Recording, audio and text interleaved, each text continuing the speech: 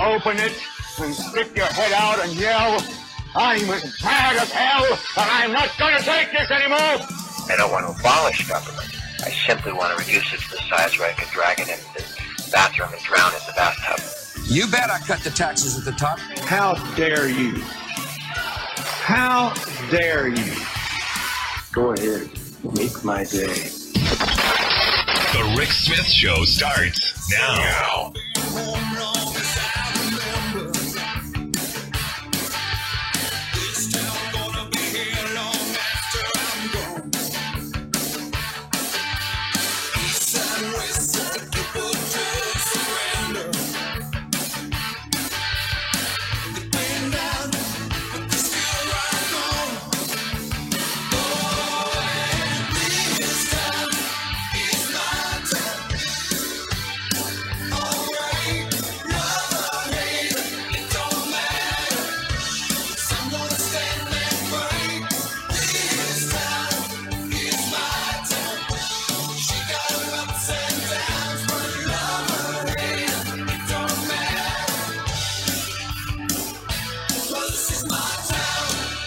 Welcome, brothers, sisters, working class heroes. This is the Rick Smith Show.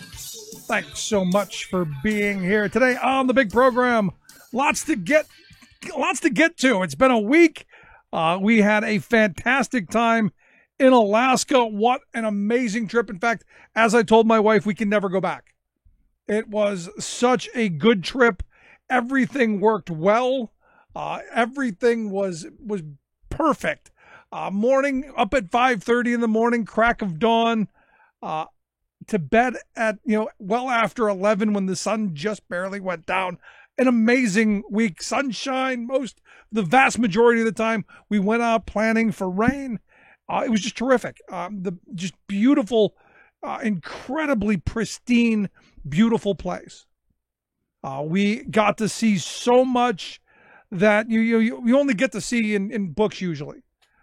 We went to and I never say it right, I think it's the Kenai Fords National Park.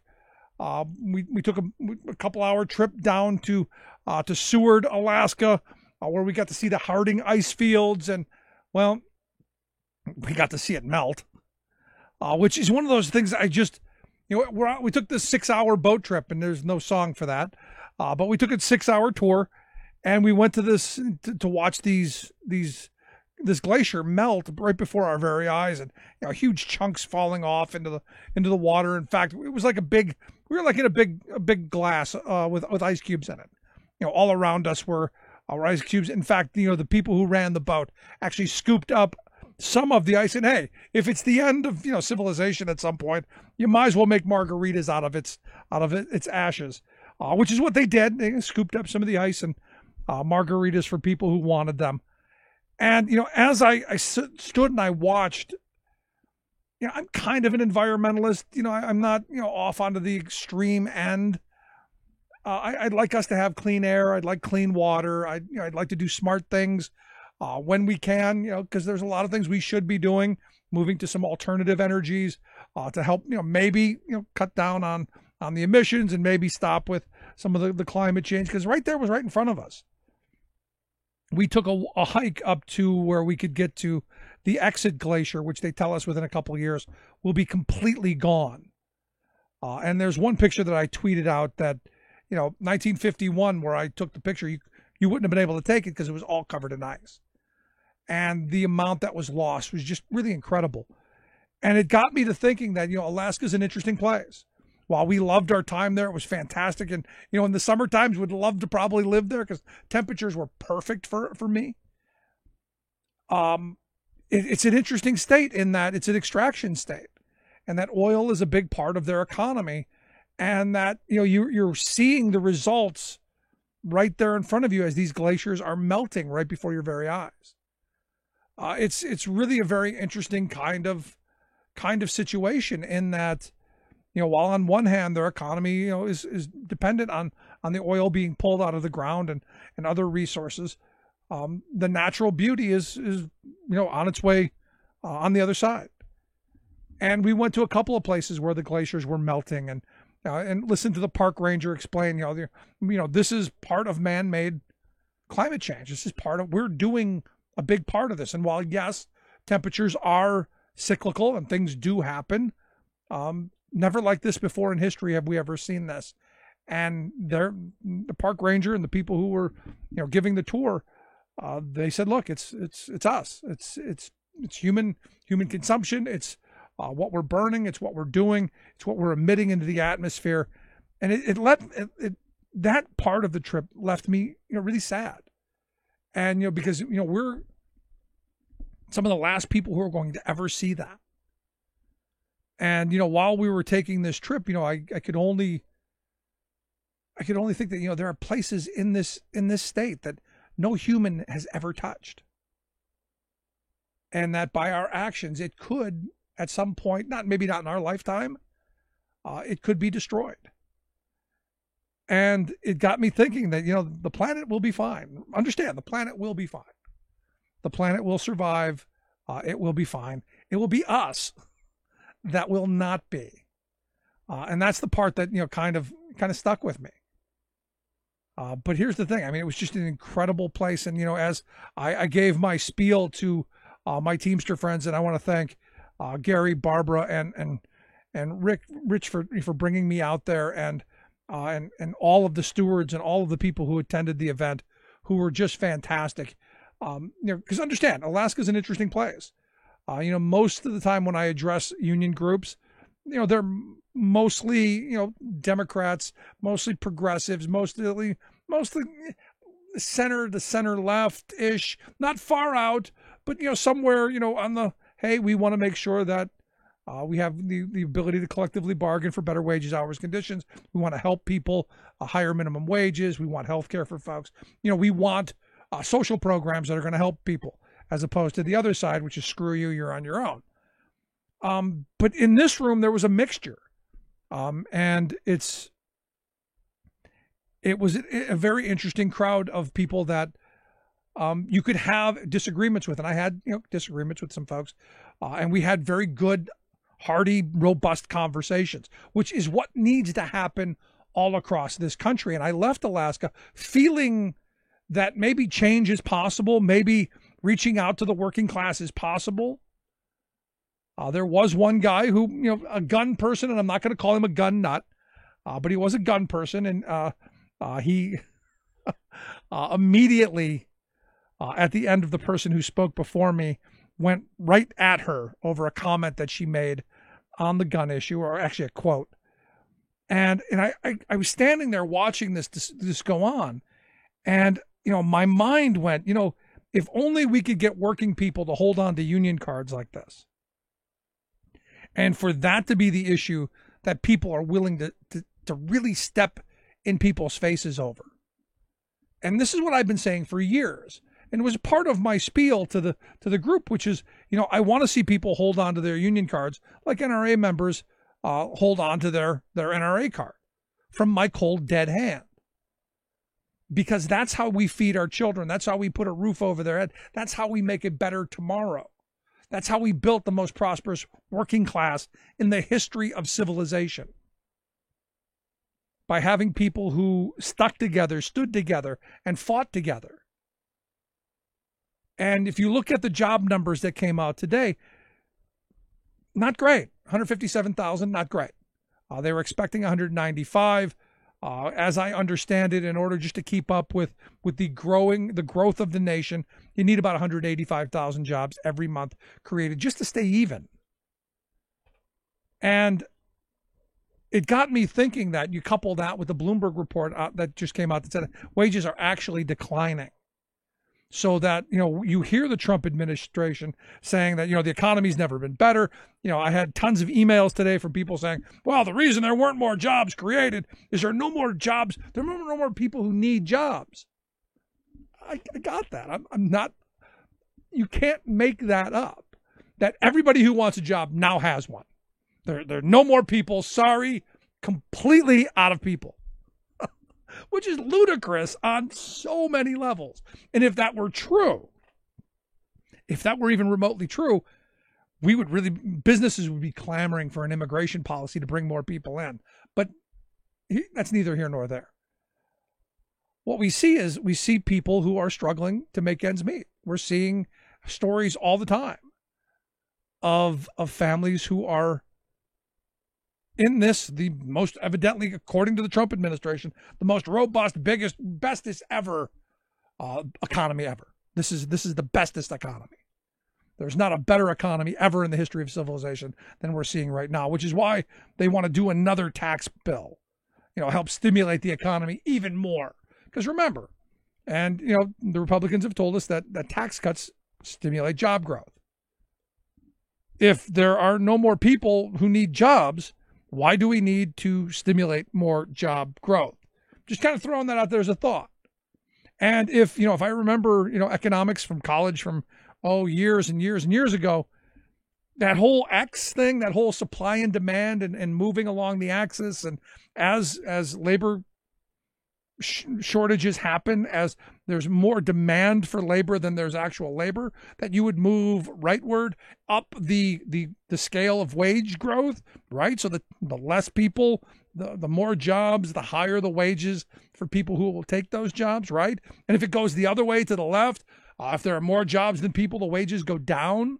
We see that happen a lot. But the rightward shift of wages actually going up hasn't really seemed to happen. In fact, what we're seeing is just the opposite. That as we evidently create more jobs, according to this administration, wages actually keep going down. And it's weird because unemployment keeps going down.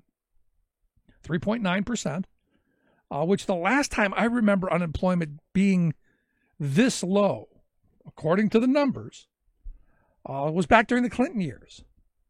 And I do remember, when the minimum wage was $5.25 an hour, the local McDonald's paying almost $10 an hour to the people working there because they had to pay that because they couldn't get anybody else.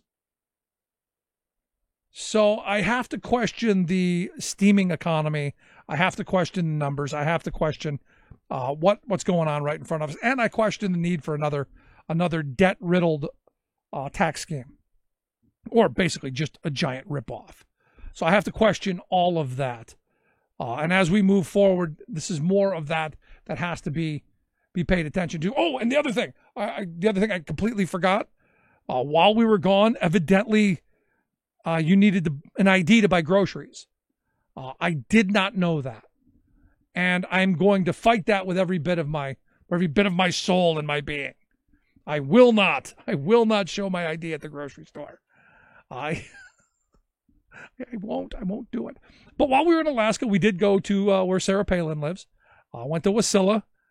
We were at the Best Western next to her house. I was trying to look out across the water to see Russia. We did not see Russia. Kind of sad about that.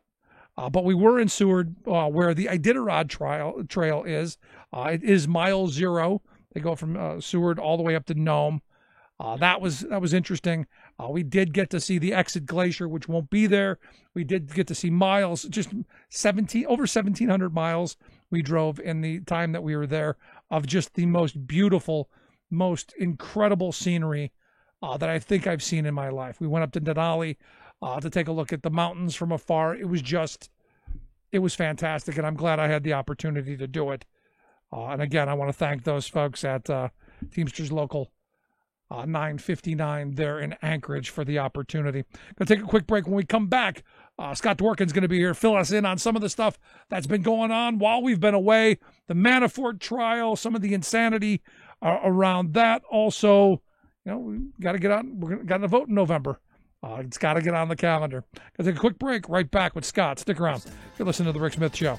We're working people. Come to talk. 10% of people own 90% of the wealth. Where do you fit in? Take a look at yourself. 10% of the people own 90% of the wealth. Where smart policy and sound investment matters. The Rick Smith Show.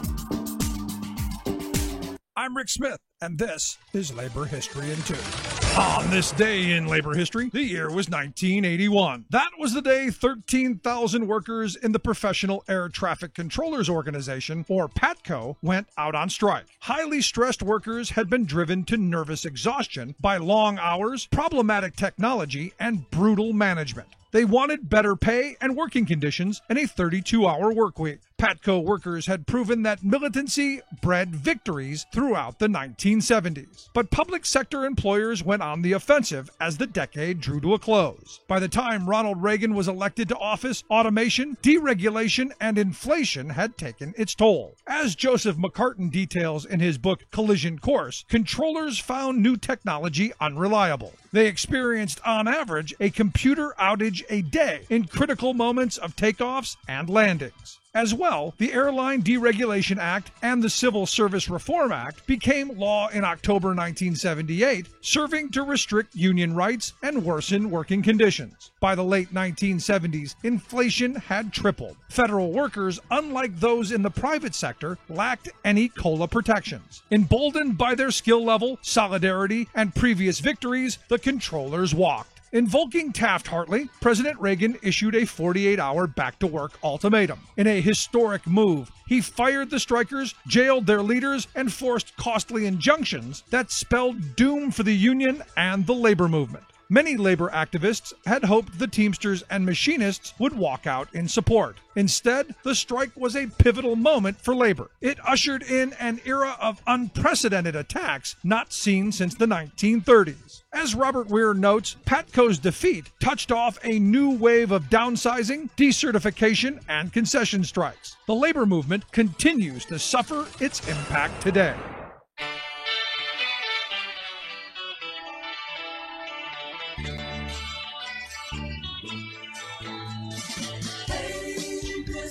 Tangerine Man, build a wall for me. I'm not that bright and don't know that you're not going to. Welcome back to the Rick Smith Show. Check out the website, thericksmithshow.com. So the Trumpster was in Pennsylvania yesterday. Yeah, that's about all I can say. I mean, it was your basic campaign shtick. Lots of lies, lots of BS, lots of promoting the most toxic people possible, and that of being Scott Wagner here running for governor. And as I tell people, look, Wagner wins, you might as well move because things get real ugly in Pennsylvania real quick. Immediately, right to work state, immediately, all of the anti-worker, all of the no rights at work agenda, immediately. And then, oh, by the way, massive tax cuts for the wealthy, massive handouts, privatizing everything. And that'll be just day one. It gets worse from there. Anyway, share some thoughts on the week that was, the Manafort trial, the Trumpkins, all of that. Our good friend Scott Dworkin, host of the Dworkin Report. Scott, thanks for taking time for us. What's up, Rick? The end of a week. That's about the best I can do with it. It was a week of more fire hose. Let's jump right into it. Manafort on trial started Wednesday. Interesting. I now know they make ostrich coats. Yeah. It costs $15,000 and they look like you're in Greece, as in like the musical, not the country. Right. No, I looked at that and I'm going, I wouldn't have paid $15 for that whatever that was. You couldn't pay me you could pay me to wear it maybe for a few minutes, but that thing, it's something that Paulie from The Sopranos would wear. That's what I imagine. Yeah, good point. Yeah, but I don't think he'd have paid. I think he'd have stole it off of Manafort. He'd have beat him up and stole it. Yeah, he would have. Yeah, that's more like it. Not $15,000. He would have paid the $15,000 and then beat him up, take the money back and the jacket. But are we surprised by that? Are we surprised that rich people blow money like it's going out of style? I mean, I think of that Dennis Kozlowski, the guy who was the head of, I think it was Tyco, had the $15,000 shower curtain and like the $7,000 or $8,000 umbrella holder and the $2 million birthday party with the ice sculptures peeing out vodka. I mean, rich people, literally leak away money all the time. Yeah, it's kind of disgusting, but it's to be expected because, he's been in cahoots with a guy named Donald Trump since 1982. So, Manafort's first lobbying client ever in the history of their company with Roger Stone was Donald Trump. So they've been in cahoots forever. Now today, speaking of money, it's kind of like they spend a lot of money for the past 20 years over accountants. And what do they do with those accountants? Is they lied to them. And so today, one of the accountants that he had for 20 years testified saying that he was never notified about any of the offshore accounts that he's ever had, as in only American money was what he was reporting for 20 years. Then you have the most recent accountant saying, I knew that the tax files that I were filing were fraudulent and I did it anyways. And she has immunity. So basically they kind of are proving their case methodically. Manafort's screwed. And I think what they're going to prove here is it doesn't matter how much money you have. They don't care. They're going to go after you if you are part of the conspiracy against the United States, or if you're part of defrauding the United States, thinking that you can abuse your power, working in the Republican Party as Manafort has for over the past few decades. Did you find it funny that Trump tweeted out this week about Alphonse Capone and Manafort, considering that I think, like Capone, Manafort is going to go down for tax evasion? If anything else, he's definitely going down for tax evasion. They couldn't get the murderer, Capone, but they got him on any of the stuff. They got him on tax evasion. Yeah, and then he died in prison of syphilis or whatever he had. And hey, there's a future for not just Manafort, but maybe Trump as well. Right. No, and there were leaked text messages that were from Manafort's two daughters, back and forth between them, and they did refer to their dad performing hits, as in murdering people across the world that were in his way, ordering them, called their money blood money. So I would expect that there's going to be specifics that come out about that later on. But this is just going to accelerate. And a lot of these guys that Trump's been involved with do kill people that he's done business with. They do murder people, and they're involved with mob activities. And it's big. I guess it's the biggest mob enterprise ever. This is what this is now. Yeah, I mean, the thing is I keep sitting and I think about this, and we've had these discussions before where I just go, is it possible that this is just, a bad dream that somebody, a bad acid trip or something from the 70s? I don't know, but this can't be actually happening. Oh, well, it is. And as sad as it is. But I think what's even worse is it's all going to get worse. Everything's going to get worse, because this is when the dominoes start to fall for the decisions that they made last year. And that is when when people start dying because of it, because of stripping away healthcare, because of stripping away Medicare, because of stripping away other programs, because of letting guns flood on the street, because people don't have jobs, because, if it stacks up and we are headed for a not so good situation in this country, worse than we are right now. And I think no matter if there's a switch of parties, there's not going to be any easy fix. So we're in for a long and bumpy ride here. But the good news is, we will rebound. It just will take a while, and it will take a long fight. So I guess the focus would be, between now and the next 97 days to win. That's our focus, to sprint through the finish. No, there's absolutely no question that the Democrats at least have to take back the House, and please the Senate too, so we have no more bad Supreme Court justices being rammed through. And speaking of which, I guess today you were at the big rally in Washington opposing Kavanaugh's confirmation. Right. It was on Wednesday, I think. Sorry, I must have told you that wrong before. On Wednesday, there was a big rally, and Adi Barkan and Kristen Mink and others, around 20 other groups that organized it, Sierra Club, Move On, and others. Ben Wickler was there. It was a pretty great time, and you had hundreds of folks there that were protesting against Kavanaugh, and you had 7 senators, I think, that came out, and they all had a message of, if we let this happen, we're basically going to have a conservative Supreme Court for the rest of our lifetime, and it's going to be minority rule. And it's going to be, I guess, speaking against the will of the people. And I think in my mind, I go further. And I say that if it's now been proven, I think, that he's an illegitimate president, that we should hold a new election, and everyone that he appointed everywhere should be removed. And that's my belief, especially if conspiracy against the United States is proven by Robert Mueller. Then there's got to be some kind of effect there, because he would have never been placed there. Same thing with Gorsuch. Like, these people would never have been there in the first place if Putin didn't help Trump win. And yeah, Trump, I mean, the fruits of the illegal activity shouldn't remain in place. Of course not. But do you think that's going to happen? No. I think what I didn't think we were going to get a special counsel, to be honest. I never thought that would actually happen, and it happened quick. But it's because people demanded it. It's because the resistance stood up and they spoke very, very loudly, and they moved on it. And that's happened with most of the things that have had taken shape where we actually have a win. And usually wins are terrible nowadays. Like, okay, we won. They didn't take our health care away from us. Like, it's like they didn't take all of it. Right, not all of it. They still destroyed a bunch of it, but they didn't get it all. It's kind of like negotiating where the Republicans go, Scott, we want to chop off both of your legs. Right. And you go, no, I'd like to keep at least one. Right.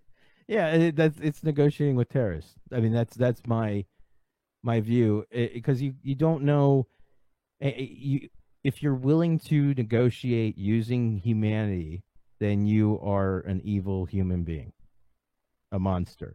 That's what happens if you are a tyrant. You're willing to use human life to negotiate, and that is not the American way. No, I'm with you. But putting Kavanaugh on the court, given his some of his statements of the past, gives me pause, because look, you look at all of the things that are coming out, the Manafort trial, hopefully a trial against Trump and maybe Roger Stone and Carter Page, and go down the list of all of these potential criminals who engaged in some really shady stuff. My fear is you put someone like Kavanaugh on the Supreme Court, and none of this matters. Right? No, it's gonna be a fight, because I don't think that he obviously should be, because if you look at the situation we're in as a country, he definitely has a position that should not stand in line with anybody. It would make Trump above the law. That is the bottom line. He gets on the Supreme Court, he makes Trump above the law, because it looks like the Supreme Court would then side with Donald. And that just, to me, seems disgraceful. But it's not something that Trump wasn't thinking about. That's probably at the forefront. That's probably the first question he asked him. What do you think about this Mueller stuff? If it was brought to the Supreme Court, how would you decide? Guarantee he said that. Why wouldn't he ask that? It's Donald Trump. Maybe he tiptoed around it by saying, hey, maybe can you lay off this guy like he did with Flynn? I mean, but he's definitely the worst person you could possibly pick for the Supreme Court. There's no negotiating with it. Again, he picked the Judicial Watch candidate. He picked the most ultra right-wing conservative pundit, could be on Fox News kind of guy. And that's a disgrace. It's just terrible for our country if he does get on to the Supreme Court. No, the reason I bring that up is today there were a couple of stories that came out. One judge is saying that the Trump administration is 100% responsible to return every one of those kids that they deported their parents to their parents. It is 100% their responsibility to do this. There's another judge also saying, look, you've got to restore the DACA program. You absolutely have to do that. You got 20 days to do it. I look at someone like Kavanaugh on the court. None of this stuff becomes law if that happens, in my view. Right, and I think that he'd be willing to do some things that are controversial. Who knows what kind of connection they actually have? Is there going to be a Trump influence in regards to our Supreme Court members now? Like, is he going to have a campaign? Is he going to conspire with them or meet with them or push the boundaries of, the separation of powers and treat them like Congress? Is he going to bully them from Twitter? You know what I mean? Like, this is politicizing the court, of course, like it always has been. But this is not a middle ground. This is an absurd ground, and it doesn't represent most of what Americans want, which is why the first thing they need to do is hold off, because First of all, they're not releasing these records from the archives until the fall. And so, if we can't have his record of work until the fall, I don't see how you can't have the documentation as to everything he's ever done. You can't put someone on the Supreme Court before then. Also, Americans should have the choice, and that is a McConnell rule.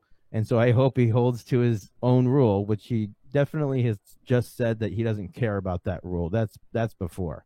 So I just really think that the American people should choose, because I don't believe that it would align with American values. This is just a pundit. It's a Fox News pundit that they're trying to get on the Supreme Court, and it's a disgrace. No, you're absolutely right. But again, what's good for the goose is not necessarily good for the gander, especially in this case, because, and you knew this. I mean, come on, we knew that they got away with stealing the Merrick Garland seat.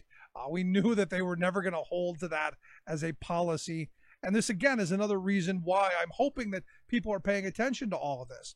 They're paying attention to all of the kleptocracy going on, all of the, just the insanity that's going on within the halls of our government. And, I look at Republicans who are sitting back going, well, see, government doesn't work, after they've done a great job destroying it.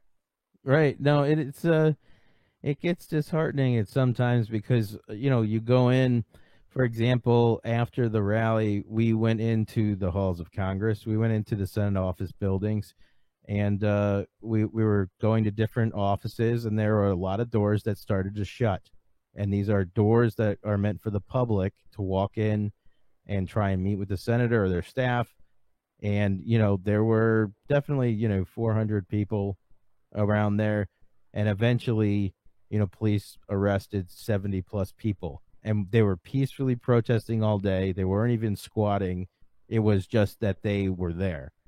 So, and some people refused to leave because they didn't like the fact they were being harassed by the police and asked to leave. And the reason why they were asked to leave is because the police was probably informed that, a member of the Senate felt threatened or some BS like that.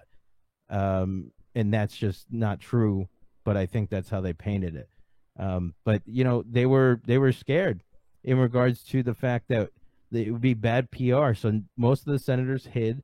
They had meetings. It looked like John Thune had a meeting in a basement with them. They called it hideaways. And so they moved the time of their meetings because of the protesters. And they hid from us. That's the bottom line. They didn't want to, and everything was peaceful. Everything was appropriate. And they just didn't want to confront that. And that's what we're dealing with, is we're dealing with people who don't serve the people. They serve this imaginary Fox News population of Trump cult members, and it's just nonsense at the end of the day. Yeah, no, and you got to wonder how much of this is ginned up. There are reports now coming out, the most recent with Jim Acosta and CNN, how it's being reported that, a lot of people are, angry at the cameras and they're, flipping them off. But, when the cameras are off, it's a completely different scenario. And you got to wonder how much of this is, one, people looking for their 2 or 3 minutes of fame, or two, you've got these agent provocateurs put into place by groups like, the Koch brothers or who, or even the Russians for that matter. Right. And they've done that, and they just caught a fake movement to counter-protest the white supremacy rally in D.C. on the anniversary of Charlottesville. The Russians had an operation running, and Facebook shut it down. This is a real sort of insanity that we're dealing with, because at the same time, we were planning a rally, and just because we're being smart about it, we don't think a counter-protest would be appropriate when we're trying to have a candlelight vigil for the person that they murdered a year ago. Heather Heyer is her name. Right. And I don't think that it would be appropriate to have those people around us at that moment when you have thousands of people coming in to pay, memory for someone who was murdered by those people. And so it's obvious that they wanted to have a confrontation. They wanted to defraud Americans, to act like, there's something going on. On top of that, just today they started attacking Dianne Feinstein. They started promoting Tennessee Republicans. They started promoting MAGA hashtags, Keep America Great hashtags. They're retweeting Trump's account, and these are all Kremlin-controlled accounts on Twitter. And that's just today, and that is an attack on America. Every single one of those is an attack on America, because it's not like they're trying to touch base with someone to have some influence in regards to, we want Russia to be in the mix or anything like that, or have a conversation. They're trying to, in a sinister way, infiltrate our country and our people and attack them so that they feel bad emotionally, physically, they feel scared, threatened, and we should never let this happen. And eventually, when Democrats do take over, I believe that they'll pass laws that change this. But we are, you're right, we are under attack still, constantly, and even today, I'm getting messages from what we're linking back to them, and it sounds like crazy talk sometimes, but it's right in front of our faces. It's right in front of our faces, and German Marshall Fund has a great site involving securing democracy, and they show what Russian hashtags are trending, as in like what Kremlin-controlled accounts are trending in regards to words, in regards to hashtags on any given day. So you can see if like QAnon is trending, that is definitely them. If it has any kind of pro-Trump agenda, it's almost always them. And so we have to fight back with that by either taking over the hashtag or countering the hashtag, because, again, that's just a propaganda campaign, and they're being able to infiltrate it on us because they still exist as people that can post, and they need to take those sites down. Anyways, so there's an ongoing attack on America by Russia, and Trump's allowing it to happen, and Trump needs to resign. Mic drop. There you go, mic drop. I see these hashtags trending. I see on Facebook people sending memes, and you try and push back, but it really seems overwhelming. And for someone like you who spends a lot of time on Twitter, is very good at it and very popular on Twitter, for the average user, how do you identify, what is a Russian troll? I mean, I look at this, and just the other day, a friend sent me, a meme of socialism and fascism, and how, Democrats are becoming socialists just like Hitler and all this stuff. I'm going, no, you're missing the point. This isn't something that someone sent you. This is propaganda. This was well focused. This was well written. This is about dividing us. How do you push back? How would you suggest people see this and push back on it? Well, one of the first things is recognize what you're reading and who you're reading it from. Try and see if you can verify if it's a real person. Check to see when they signed up for it, if you're going to get in the mix with them. See if there's any funny messaging or images in regards to them. And one of the backdoor ways, here's an example of something that we overlook sometimes, is there are a lot of fake resistance accounts we're having shut down now that are linked to some foreign entities campaign against us, where they try and act like they're positive for us, and then I never realized how they would do it, but they started doing it now. And how they get us is they start talking about how they want to commit suicide, how they're super depressed, how their family members have died and they need their support.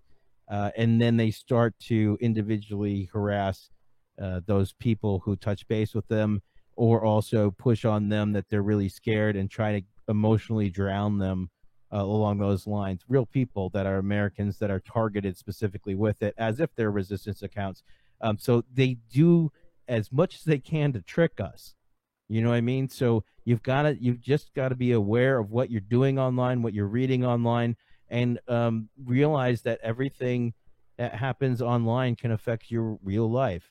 And it's integrated with your real life. So even though it's virtual kind of reality that's online, everything you do there does affect what you do in your real life. So you have to make sure that you're careful who you're talking to, just like you would out in public. You know what I mean? Yep. And so you don't want to talk to some random person who has a logo just because they have 7,000 followers on Twitter. You want to make sure that person's a real person. And so we're trying to figure out ways to protect ourselves against things like that. One example is if anyone wants to start something with you, you can engage with them if they are respectful. Outside of that, just block them. Just block them and get rid of the problem. Don't engage. And Don't that's, feed the trolls. Don't feed the trolls. Because, here's the thing. I mean, we just saw last week that this whole walk away thing is just basically conflated and made up. And in fact, some of the ads that they ran were, the faces are, you can buy, you can buy these people and put them on ads, which just is kind of mind blowing to me. But, it's completely made up. Yeah, and that was a Russian-backed campaign. It's the walk away campaign it was a push trying to act like same kind of mentality of, I'm sick and tired of Democrats. They don't stand for anything, so I'm going to walk away. Join us. And not one person I've found has been real. No, I mean, look, I'm sick and tired of some of the things Democrats do too. I choose to stay and push to make them better. And like this week, I took some beatings over President Obama came out and endorsed, I guess, 81 politicians across the U.S. And they said, I'm not so thrilled. Look, more centrist Democrats. And, I got just attacked incessantly for saying that, I thought that these were going to be very centrist Democrats. And a lot of them are because, I'm feeding to that. And I don't think so. I think by pushing to make the Democratic Party better and make them accountable, I think we all should be doing that. Or do you think I'm off base? Well, only with the part that I agree with you that there should be more liberal candidates. Now, with what I think he's doing specifically is a strategy where the earliest people he's endorsing are the people who are teeter-tottering in districts that are winnable, that we can pick up from red to blue, also mixed with people that worked in his administration, as you could see in a lot of them, like Buffy Wicks, good people that are good politicians and were good in his administration. Didn't have to resign in disgrace or anything like that. But I did take a look at the list. It seems like it's mostly those districts where it's going to be a hard fight, and it's a long, drawn-out process, or it's a state house race that can help tilt things that way. Every single one seems to be strategic in regards to how can we win, how can I help tilt this way. And so I think it's less about the candidates. They obviously screen the candidates extensively, but I think it's less about the candidates themselves, and it's about winning. All that I would assume that all that President Obama is thinking about is how we can win and take back control, and that's it. And then keep it, and then make things fair in regards to districts, not lean them towards Democrats or anything like make things fair in regards to presidential elections, in regards to congressional districts, and on. And he's doing. It seems like he's doing that. To make those building blocks for the future. But I do understand, and I agree, there could have been, 25 other congressional candidates that are liberal that needed his support that could have gotten that endorsement and did not. And he went the safe route of like, who can I really just kind of shove over the edge here to give him a boost. But I think there will be a second round of endorsements next month is my guess. No. And there will be a third, and there will be a fourth, and at the end of the day, he'll endorse like over 1,000 candidates. That's my guess. Let's hope so. Because look, at the end of the day, I want the Democrats to take back the House and the Senate. I'd like to see state houses across the country reclaimed as well. Maybe claw back, a good portion of those 1,000 seats that were lost during the Obama years, and start moving us in a better direction. He's gonna win it back for us. I think that's his goal. Is the thing that he wants to do is he wants to take over basically the Democratic Party in regards to the ways that he can. I think he's going to be the most aggressive and best asset for Democrats here in the fall. I think he is by far, because he can barb Donald and he can just squash conspiracy theories, and he talks so methodically. I think he's going to be our biggest asset for the fall here.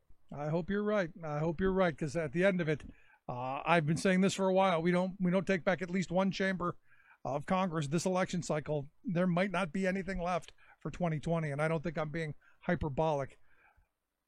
No, it's about winning. It is about winning, and we got to sprint through the finish. We got to act like we're behind. I don't care what the poll numbers say. I don't care what anybody says about the PR. If we're up for 15 points nationally on the congressional district map, I don't care. That doesn't matter. We have to keep on pushing, and even after this year, which you don't need to think about yet, think of it as like a multi-marathon thing. This is a marathon. We're on mile 20. We have to break through the wall because everybody's tired. Everybody is kind of worn down.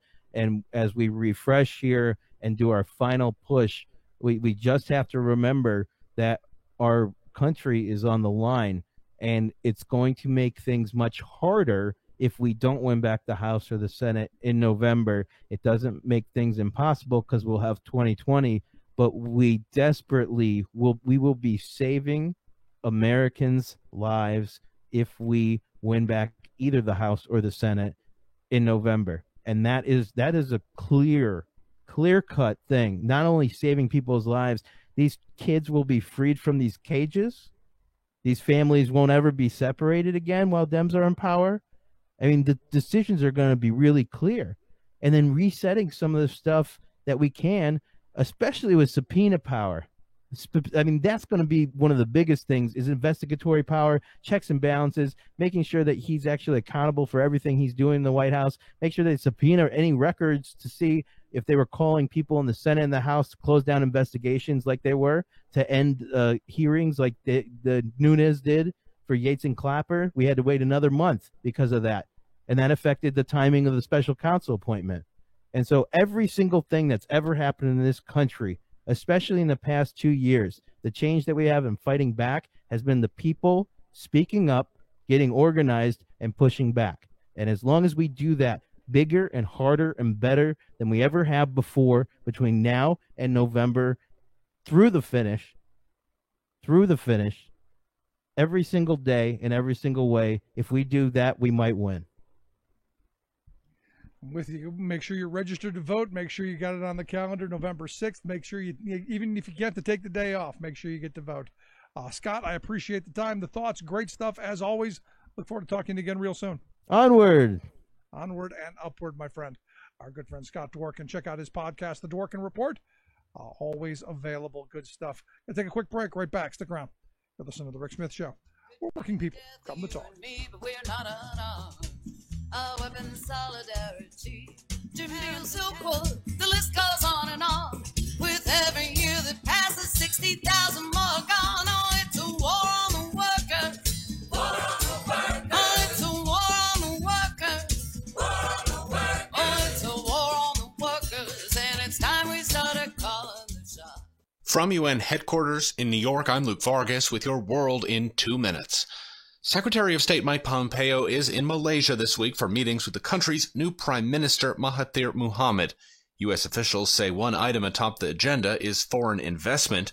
Before Mohamad won election this year, his predecessor signed off on billions in Chinese infrastructure projects, including a new Chinese-built railway. He campaigned on a pledge to push back against so much Chinese investment in Malaysia. Will Doig is a journalist and author of High Speed Empire, Chinese Expansion and the Future of Southeast Asia. He felt that the previous administration had accepted way too much Chinese influence and Chinese influx. Pompeo has echoed those concerns, warning countries against taking Chinese loans that seem too good to be true and could hand China valuable property if countries can't pay their bills.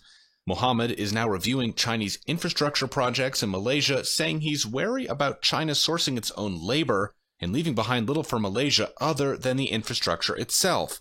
As China pursues its One Belt, One Road trade and infrastructure initiative across Asia and Africa, those terms typically don't draw much scrutiny. These are projects that are built by Chinese companies, and most of those Chinese companies are backed by the government in Beijing, which allows them to build things very cheaply because they're heavily subsidized at home. Enter the United States, which officials say wants to present an alternative vision of transparent foreign investment.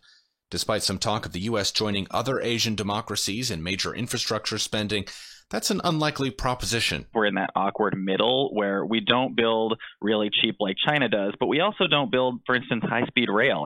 More plausible is for countries like the U.S. to work with the governments to bolster, say, their civil societies or their independent press so that those countries can then use those institutions to make sure they're getting a fair deal from China. Luke Vargas, The United Nations. I'm Rick Smith, and this is Labor History in 2.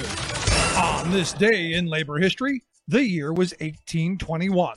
That was the day Uriah Smith Stevens was born near Cape May, New Jersey. Although he longed to be a Baptist minister, he worked as a tailor's apprentice and taught school. In 1845, he moved to Philadelphia. There, he became a member of the Garment Cutters Association in 1863, until it dissolved in 1869. From there, he joined several other garment cutters to form a new union. They called themselves the Knights of Labor. It was originally a secretive labor organization. Stevens' appreciation for religious ceremony infused the young union, which functioned like a fraternal order. Stevens took the title of First Master Workman of District Assembly 1 in the group. The organization would accept every worker, regardless of country of origin, race, religion, or trade affiliation. In fact, almost everyone was welcome to join, except for liquor dealers, lawyers, bankers, and professional gamblers. The Knights grew from just 9 members in 1869 to more than 9,000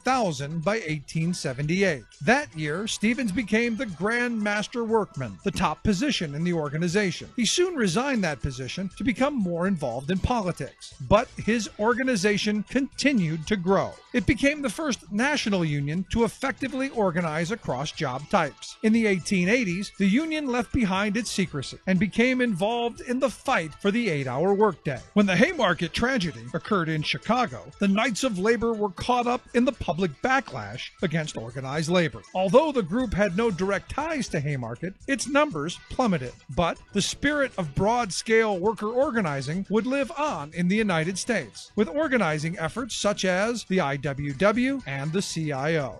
Like what you hear? Check out more at laborhistoryin2.com.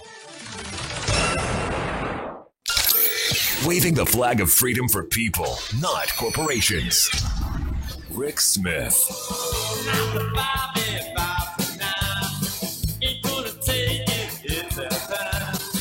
We want the world and we want it now. We're going to take it anyhow. We want the airwaves. So evidently there's going to be a rally in Portland, Oregon this weekend. It's one of these moments where you go, this administration has given the worst among us, the least among us, the craziest among us, the knuckle dragging, the prepper clan, the ability to gain attention. And this has always been, look, we've always had these folks around us, the Nazi flag waving, Confederate flag waving, mouth breathers. They've always been around us.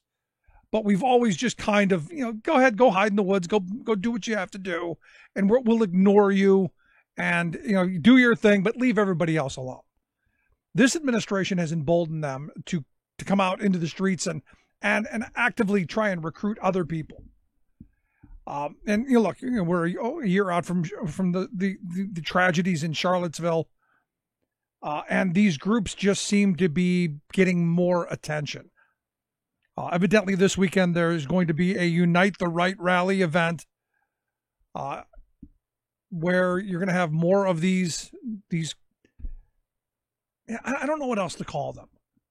Hate mongers? Is that right? Evidently, they're going to take off at this Tom McCall waterfront park there in Portland, because evidently there they can wear their body armor and be armed. So they're going to show up in military type garb to spew their hatred. And as a policy person, how do you deal with this? In a land of freedom of speech, in a land of freedom to bear arms, and the laws that have moved us in a way that you can walk down the street with an AR-15. And that you can have a bunch of people then come together with hate in their minds, the most hateful vitriol coming out of their mouths. And in that kind of a frenzied environment, people with guns and body armor. And a police force going to be well outnumbered. This is a recipe for absolute disaster. And this is where leadership matters. This is where the kind of rhetoric that comes out of a White House, for instance, matters.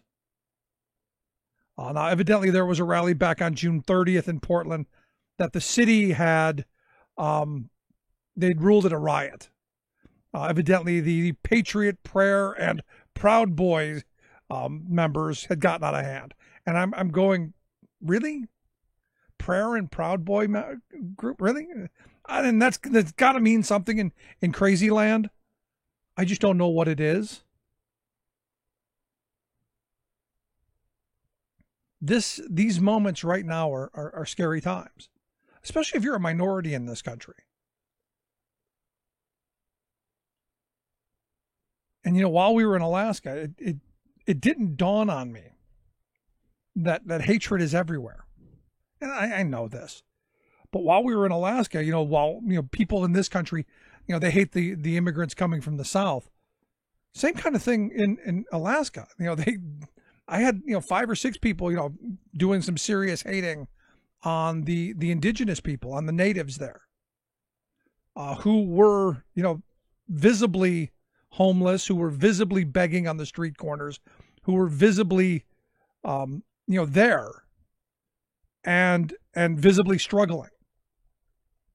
And you go, how, from a matter of policy, do you deal with that? It's one of these times where, I fear we're getting angrier and more hateful. And even, you look at some of the stuff, some of the messages I get on Facebook and on Twitter and emails people send. It's not stuff that people would ever say to my face. Never. I did have one time, and this is one of those rare moments where I was at a bank and someone recognized me and, met me out in the parking lot. And this was back during the Bush era when the Iraq War just started. And, I was, I'm an anti-war person for the most part. And I had been talking about, I wasn't in favor of the war and wasn't in favor of going into Iraq. Thought it was a bad idea. And this guy evidently must have thought I was a pacifist. And I'm like, no, not a pacifist. I am willing to beat your sorry, bitter little hillbilly behind. And nobody will hear your screams. But it's got to be for the right cause. And it was one of these moments where the guy was like 5'2", 130 pounds. I mean, I have no idea what he was thinking. And he got this look on his face after he poked me one too many times. And I said that I would do great bodily harm to him when he realized that maybe this guy isn't a pacifist after all. Maybe he just doesn't think it's a good idea that we go to war on Iraq. And he turned and sprinted to his car, to which I followed him, and he ran the stop signs on the way out of the bank. But it made me think about how much worse can it get? I'm looking at this thing this weekend and I'm going, what happens if one Yahoo pops off a shot? It just takes one. What kind of, because we're setting up this powder keg. And, I know people are saying, well, no, that could never happen. These are responsible gun owners. What could happen? Do we call out the National Guard? Is it the end of posse comitatus? Is this exactly what the Trump administration wants, to declare martial law and shut down elections and shut down everything that could possibly happen? Is that the game plan? Is that the push? Is this what's going on? Because I look at all these groups and you think about the moneyed interests behind them. The people who are on the ground are just the simpleton followers who were going, yeah, I'm a white guy. I got a gun. I'm going. They're not the organizers. They're not the planners. They're not the funders. They're not the people who have the plan behind this. And I worry, where does this go? Because we're setting up a powder keg. We're setting up a situation where, well, violence is coming. And how does that get handled by this administration that already has fascist tendencies, that already has authoritarian leanings? What does that mean? This weekend's going to be interesting to see how this plays out, because as Scott pointed out, they're going to have a counter protest to a candlelight vigil. Let that sink in for a minute. For me, it used to be unfathomable. I mean, just something that my mind could never allow myself to wrap around. But this is the world we now live in. Gonna take a quick break. Right back with hour 2. Stick around.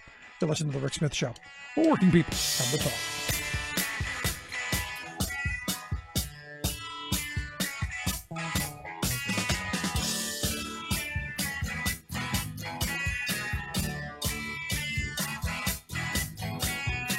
Controversial, thought-provoking, opinionated. Rick Smith. What's in a name? By definition, the name of a person, place, or thing is its personal designation, a distinct way of being known to others. Unless, of course, it's the opposite, a label meant to disguise who or what a person or thing really is. In other words, a fake name. Hiding one's true identity can be done for many legitimate reasons, but it's widely used these days by flim-flammers and corporate front groups. For example, Restaurant Workers of America is not made up of waiters, cooks, bartenders, etc. It's a front group for chain restaurant owners who oppose raising the sub-minimum wage of their actual workers.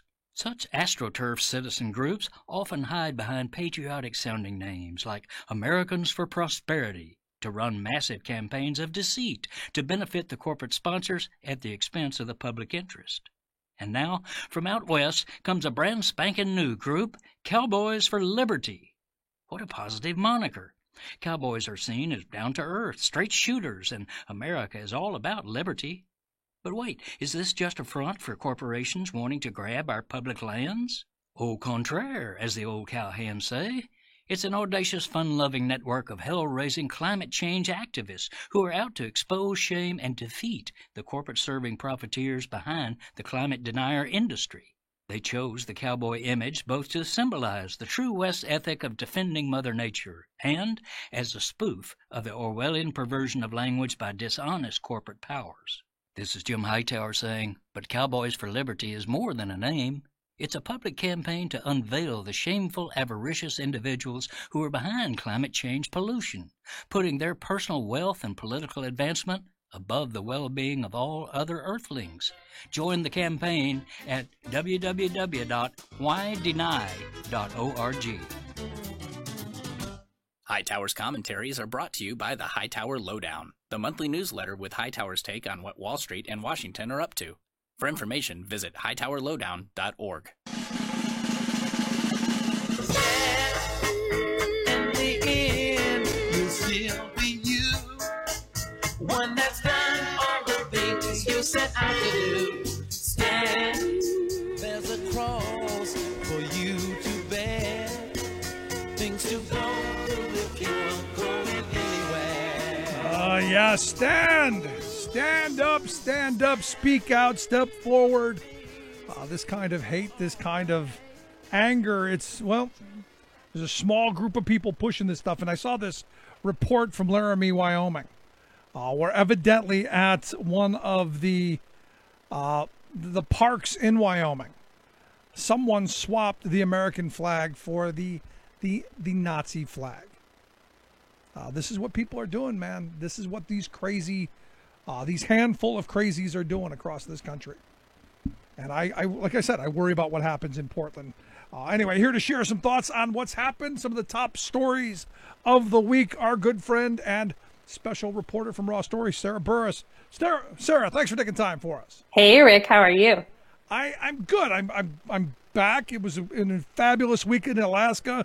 Almost didn't want to come back, to be honest. I'm so jealous. I've had friends who've been to Alaska, and it's just the most glorious thing I've ever seen in photos. It just was. I mean, and my wife took 17 billion of them. Yes. Good. Yeah, Send them.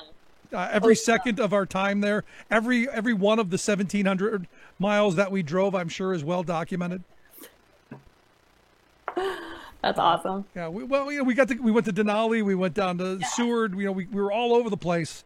It was an excellent opportunity. But, I left with this sad feeling. And I know we're going to get to the top stories, but I left with this sad feeling because Alaska's an extraction state.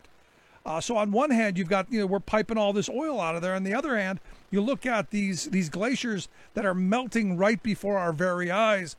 And it's just this kind of weird push-pull on each end. And it's not just the oil, too. There's a huge copper and I think gold mine. Yeah, it's an extraction state. Yeah, so there's this huge mine that is opened up right next to where salmon are swimming upstream to spawn. And I mean, I'm a big fan of salmon, but you're talking about an entire industry of fisheries here. I mean, I don't understand how Trump can pretend like he is business friendly whenever he's basically killing the fisheries on either coast and up and down, the east and west. Yeah, I'm with you. I mean, and then you saw the story. Did you see the story today about the elephants? No. Evidently, the administration the Department of the Interior and the Fish and Wildlife Service were ready to go all full steam ahead on allowing trophy elephants to be returned to the U.S. God. I heard that that could be in the making, and that Trump kind of screwed it all up and then good on Trump on this. He said they're not going to allow it to happen. And it's on the website that it's going to happen. They've given out permits. It shows how dysfunctional this entire administration is. And this time, it actually I think is going to work out in the right direction. But for the most part, it's us getting screwed and ripped off. Yeah, and the right hand not knowing what the left is doing is basically the motto of this administration. And thank goodness on a certain level, because if they had their act together, think of how bad things could be. Yeah, absolutely. Thank goodness for their incompetence and their stupidity. Exactly. And I mean, that's the good thing. They can't get qualified people to come and work for them because nobody wants to kiss their career goodbye. Yeah. So you're left with subpar people who don't know how to do anything and, use it as their own personal piggy bank for the most part and getting themselves fancy. What kind of pants were those again? Ostrich jackets. Yeah, ostrich jackets and tactical pants and some sort of special Get Smart phone booth. And that special lotion. I was thinking Superman's phone booth. Well, I guess Get Smart because he was kind of chaotic. Yeah. I guess you're right. We're going to go with that a little bit better. But you know what I got to tell you? I'm enjoying the infighting right now because there's some cracks in the armor right now. I don't know if you've been paying attention, but the Koch brothers seem to be at odds with Trump and Bannon, and there's all this kind of infighting where even Bannon's out saying it's a con job. Everything that the Kochs are doing is a giant con. They eat their own better than any party ever. I mean, I have issues with Democrats Me too. Here and there, but it's not something where, I would force somebody out or, something like that. And it's like, oh, the Koch brothers have realized that, you got to diversify. If you want to be a real power player, you really cannot buy, into this Republican Party because it's not going to be here in another 20 years because they're basically killing it. So, I think they're looking at the horizon and saying, well, we got to find something else to invest in here. And I'm sure there are a lot of good corporate Democrats who are completely fine with their brand of corporate policies. And that's my fear. And this is what, I got into a bunch of trouble yesterday. Or actually yesterday it was when Obama came out with his list of 81 people that he's going to endorse, which, good on him. And I tweeted out, I said, well, here's a list of, centrist Democrats. Okay, it's just my view. And I was attacked and going, no, all Democrats, we need to elect them all. And I'm going, do I want Joe Lieberman again? Really? Didn't we learn with Max Baucus the first time? I mean, can we get something a little better than a corporate Democrat, than a DLC Clintonite? Can we please? I know, right? Maybe just a little. I hear that. I completely am sympathetic to it. I think that this country is a different place, though. Like, we're not the Connecticut Democrat that Joe Lieberman did not make sense for Connecticut, right? That is an incredibly liberal state, and so he did not fit there. And for people like Oklahoma, you have to have conservative Democrats who are the old school Democrats who still believe in small government and are fine with keeping it out of women's uteruses and things like that, but they would not be welcome in the Republican Party. So I got no problems taking them if they're going to make the right speaker vote and the right leader vote. And then I think we baby step toward progress. I want to win as much as anyone, Sarah. I want to see the Democrats take back the House and even the Senate, mostly the Senate. But, if it means we're just going to get, 2 years of stopgap until 2020 comes and everybody looks back at the moderate Democrats who didn't actually do anything, I got a problem with that. Yeah, no, I think that's the biggest problem that the party would have is if you're going to elect a whole bunch of Democrats, if you're going to take back the House, if you're going to, take the Senate or at least shrink the margin, then you've got to have Democrats who are willing to do stuff. And it can't be stuff like, oh, we're going to impose some sort of trade restrictions or whatever. Like, it has to be things that actually help people. You have to figure out immigration. You have to figure out healthcare. You've got to pass actual legislation that helps Americans. And when the inevitable, stock market crash comes because Trump has completely screwed the economy, then you've got to have somebody ready to say, all right, let's put our heads together and get to work. And that's what you want the Democrats for. I'm hoping that's the case. Look, I'm hopeful. I want the Democrats to take over, but I hope that they'll.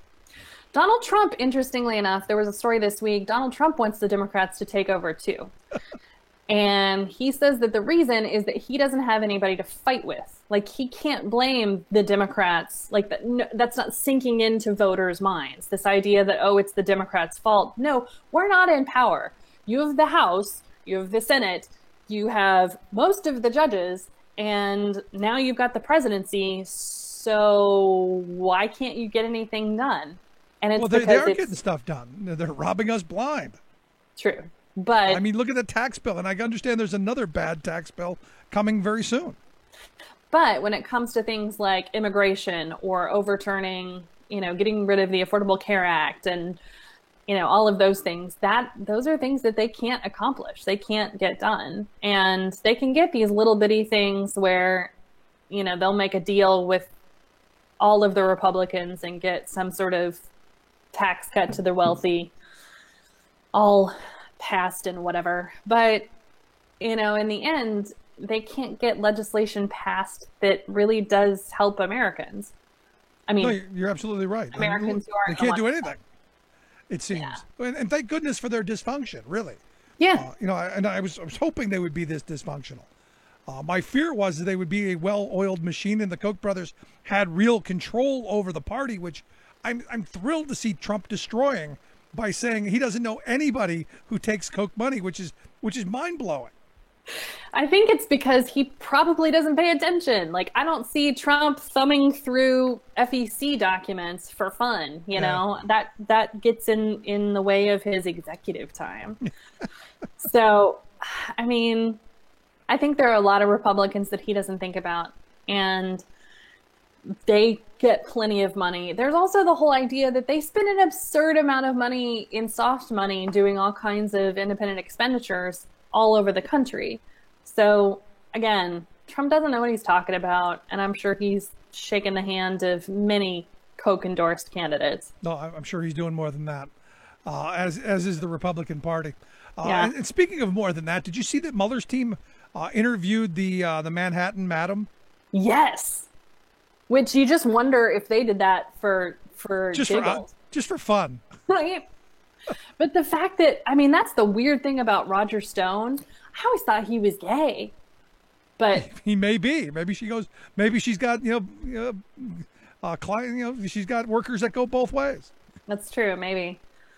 But apparently that is her relationship. She's like the like straight best friend of Roger Stone or something.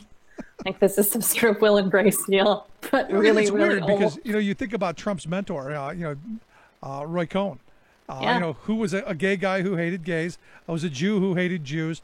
It was this kind of self-loathing seems to be an undercurrent in the Republican Party. Yeah, they do that exceptionally well, and this is what happens when you're repressed.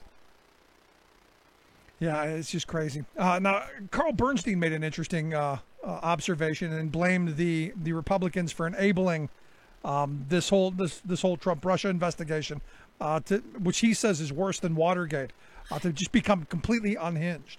Yeah, that's the thing about Carl Bernstein, and I would say too, Woodward's new book that's coming out on September 11th.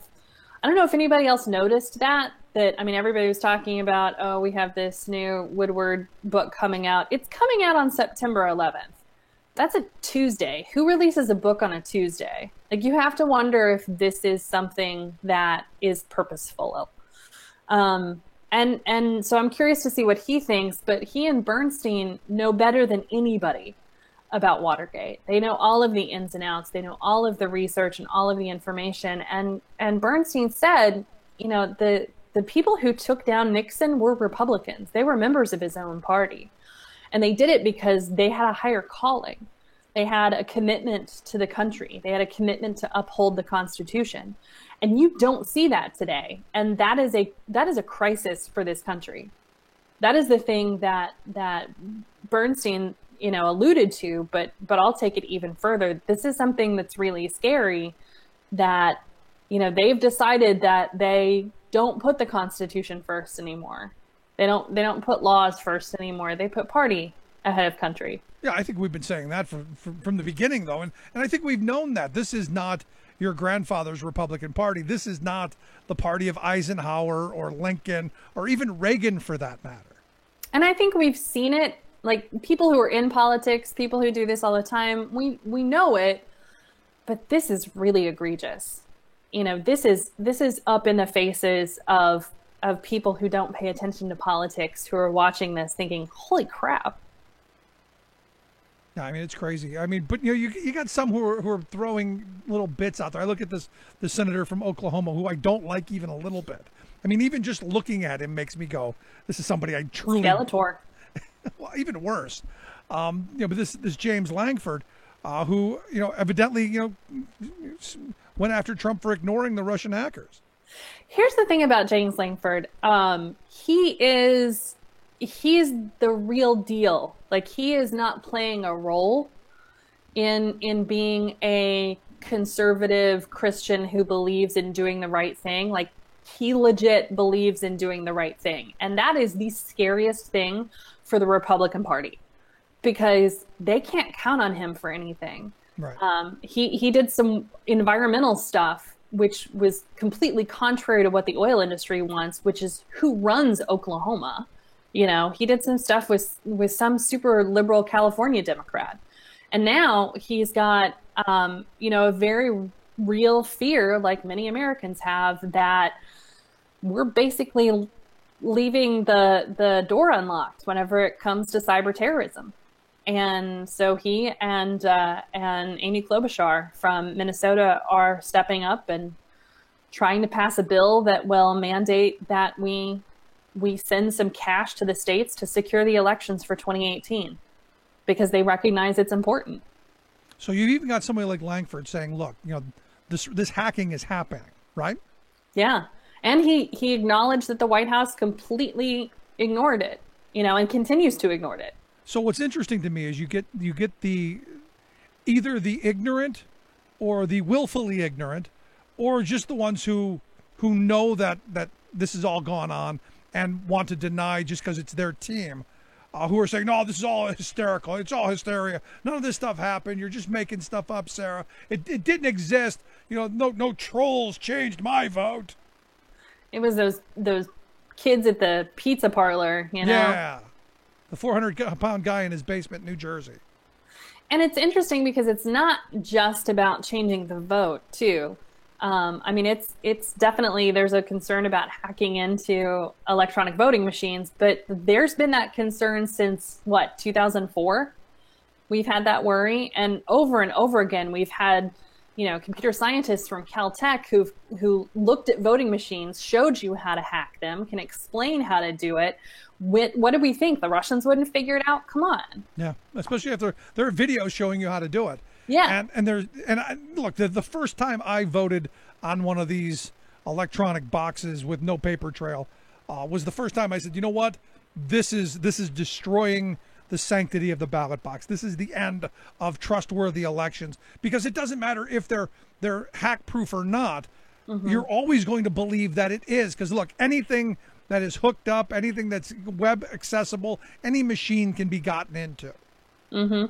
And and from that point, the very first question I had is, why is it I can't get a paper trail? Why is it I can go to the ATM and I can get cash out and it spits me out a little paper saying, this is how much you have, this is all this information, and why can't I have two pieces, one to put into a box and one for me to go, oh yeah, that's what I got?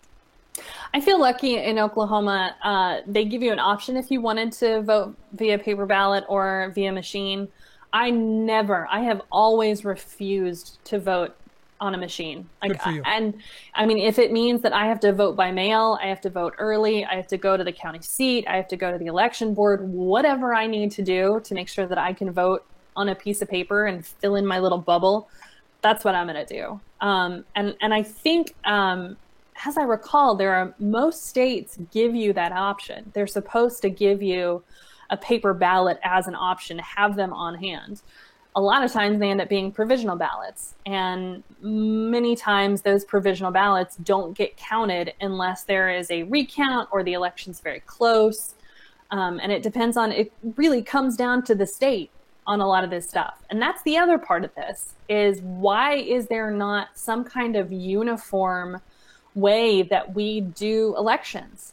Like, every state in the country should be exactly the same. It should all be run and secured by people who know how to secure it, and you don't have to leave it up to Canadian County, Oklahoma to figure out how to secure their own technology. Yeah, good point. No, it's the same thing here in the 67 counties in Pennsylvania as well.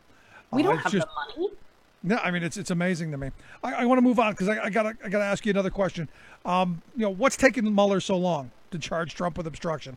What's taking so long? Here's the thing about Mueller is this whole election started because of the Russian hack, right? The Russian interference in the 2016 election. That's what he's investigating. If he gets Trump on obstruction, that's just icing on top of the cake. But we need him to finish the cake. We need him to go through every bit of evidence. And I want to find, I don't know about you, but I want to find out what the answer is on what the Russians did. I want to know every single bit of detail about everything. And if he gets obstruction on top of that, that's great. But I think that we're going to find out a lot more than just obstruction. And I think that's what Mueller is doing here, is he's saying, hey guys, the investigation isn't finished. I'm going to keep going. I'm going to keep digging through all this stuff. And if that means he's got to question Donald Trump, then so be it. But I think we'll see a little bit of obstruction on top there. I hope so, because I'm looking at this Manafort trial, and no matter what happens, and I did find it interesting that Trump, pulled out Alphonse Capone when talking about Mueller, because if you remember, Capone. What they got him on was not murder and extortion and racketeering. They got him on tax evasion, which appears, from everything we're hearing, is what's going to bring Manafort down. Do you think that Mueller has Trump's tax returns, and could that be possibly a part of this as well? I think that he does. I think there was a report, I want to say, it's been probably 4 to 6 months ago. I swear that we saw something where there was a source saying that he already had Trump's his tax returns, all of them. And so I don't know if we ever found out if that was true or not, but I don't know how he couldn't not have them. Do you know what I mean? I mean, I don't understand how he could do a real investigation into the methodology behind Trump and why he would have gotten in bed with the Russians to begin with if he didn't have all the tax returns too. He's got to have his financial records. Yeah, I hope so. And then the question is if they only get him on tax evasion, because you got to think there's a lot of Russian oligarch money flowing through the Trump organization, or buying properties for cash through through these shell corporations in Panama. You got to think a lot of this shady stuff was going on. Does he go to jail during his term or the day he leaves office? That's going to end up being our constitutional crisis. And that's where this Kavanaugh vote comes in. because this is going to end up in the Supreme Court. It really is. Yep. No matter what happens, there will be a Supreme Court vote about, can the president be charged while he's in office? And, we didn't have that with Nixon because Nixon was like, I'm screwed. I'm getting out now. And he luckily got Ford to help him. And I don't know if Donald Trump's going to do the same with Mike Pence. I feel like Donald Trump's ego is so big that it just doesn't. There's no way he resigns. I don't know if he'd do it. I really don't. There's no way his ego allows it to happen. No way. And I know people are saying he should resign. I'm going, he should, but he's not going to. There's no way. And I would hold on. I mean, if he can keep doing crazy stuff and screwing things up until November, that'd be really helpful. And then if he wants to stick around, if we don't finish the Mueller investigation and he's not out and he wants to keep screwing things up for 2020, that'd be great. I'd love to humiliate him in the general election. That would be great, and I would love to see the bloodbath, and I'm hoping for it. I really am. Yeah. And finally, to wrap things up, have you ever gone to a grocery store and showed an ID to buy Twinkies or whatever the hell you buy? Ice cream. I buy a lot of ice cream. See, ice cream. That's a drug. So you should have to buy it, according to Sarah Huckabee Sanders. Oh man, chocolate is definitely a drug. It's so crazy. Like, that was her excuse, that she was like, well, if you buy beer and wine, then you definitely have to show your ID. He doesn't drink. Trump doesn't drink. Come on, man. Like, you go to a restaurant, they don't make you show your ID. Even if you write on the back of it, which mine says show ID, it's just fun to see who asks for it and who doesn't. And most people don't. They don't at the grocery store. I use the same checkout lady. She's very sweet. I've known her forever. And, she still doesn't ask for my ID, even though it says to. And it's the same at a gas station. It's the same everywhere. Nobody asks for your ID. So was this just a gaffe? I mean, was this a mistake? I know he was talking about voter ID and, how common everybody has an ID, and you show your ID for everything, and you might as well just have it tattooed to your forehead. I know that's what he was going after. But, come on, how do you make that? You have to show your ID when you buy groceries. How do you get there? That's one of those things that everybody compared it to George H.W. Bush learning about the scanner at the grocery store. Yep. And that was the question. Everybody, the press was just like, when was the last time he went to a grocery store? And there's actually an interview of him from 2010 where he said he never went grocery shopping with any of his wives. So, and I don't think they went either. Stand. And I don't think they went either. That's the funny part. And he called it a fruit stand. He didn't even call it the grocery store or the Safeway or the, whatever. He legit called it the fruit stand. But here's the thing. While we're mocking that, and we should, honestly, his supporters are going to be like, well, he's a rich guy. We voted for him because he's a rich guy. They don't care if he identifies with them or not. And that blows me away. We went from, I want to vote for the president that I want to have a beer with, and now everybody's like, oh, I want to vote for the president that I can have a glass of port with. It's like, no, come on. No, I see. I wouldn't mind. I wouldn't mind having a beer with George W. Bush. I wouldn't. He seems like he'd be an entertaining person. I just don't think he should have been president. Right. I think he'd be an interesting person to ask a lot of questions. Or maybe do finger painting with. Or finger painting. Or play that game where you whisper in somebody's ear and see how much it changes as it goes around the room. You whisper in his ear and he just goes, go into Iraq. That'd be how that goes. Or check under the cushions. Right. There you go. Crazy, crazy times. Crazy stuff. Sarah, I appreciate the time. Always fun talking with you. Always fun to see you. Welcome home. It's good to be home. Thanks so much, Sarah. Thank you. Our good friend Sarah Burris, reporter over at Raw Story. Check out her stuff over there at Raw Story. We'll get links out as well of the things that we talked about. Quick break. Right back. Stick around. Listen to The Rick Smith Show. We're working people. Come to talk.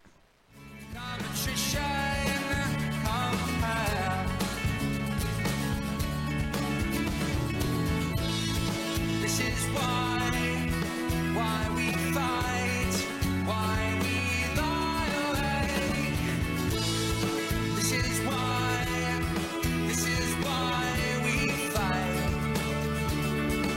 Finally, radio for the rest of us. Rick Smith. easily the warmest non-El Nino year on record. 2017 shattered another global heat record. The so-called car fire has burned nearly 150 square miles. Firefighters begin to gain ground against deadly California wildfires.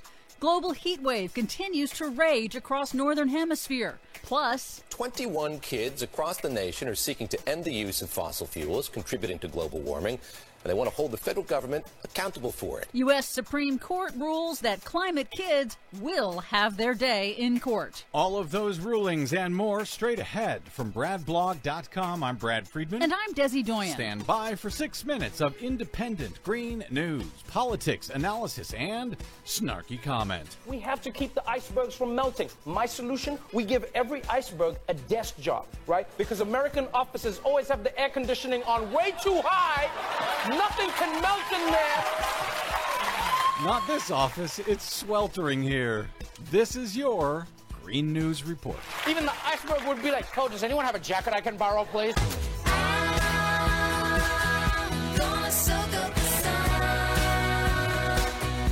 Okay, Desi Doyen, we're in Los Angeles. We don't need no stinking air condition out here.